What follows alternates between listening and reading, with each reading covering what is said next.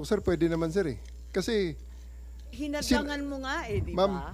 sinundo, Parang ma'am, sa loob ng Sinabi Villamor. nga ninyo na hinarang, di ba? Yes, niyo, ma'am. Ito, kasi ma'am, ah, gabi na, I matagal did. na. I did, ma'am, I did really prevent that from the VP.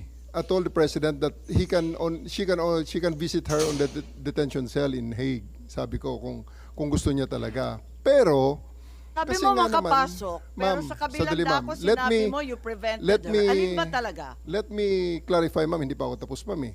May Hindi, gusto- iba-iba Okay, lang ah. yung sinasabi mo eh. Ma'am, patapusin niyo ako kung pwede. Kung pwede, ma'am. Okay lang. Kasi, ma'am, Madam Chair, meron tayong, I think the resource person is, if you will allow me. ah?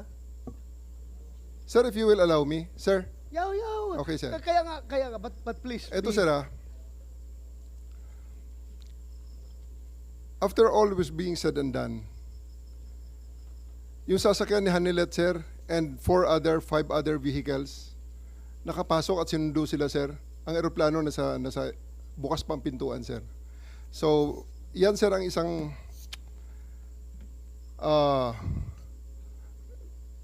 tumayong balahibo ko nun, sir, noong panahon na nakita ko, naku, andyan yata si VP Sara, andyan si Bongo nakapasok na. Kasi sinusundo na, sir, si Hanilet at saka si Kitty, sir, ng kanilang mga sasakyan, together with the other entourage.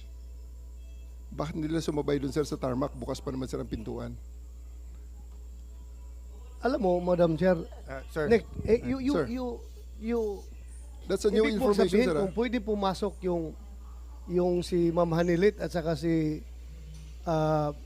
Kitty, gusto mo ring sabay-sabay na sila. Sir, ganito. Hindi ko dinideny na pinrevent ko si VP Sara na pumasok based on the request of the president, the former president.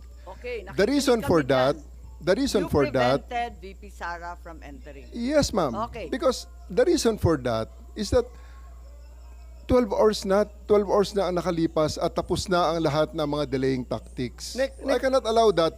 Otherwise, Nick, magiging magulo pa ang situation, Nag-expire sir. pala yung karapatan ng akusado. may expiration date pala yung karapatan ng anak na bumisita sa kanyang tatay. Sir, we do believe,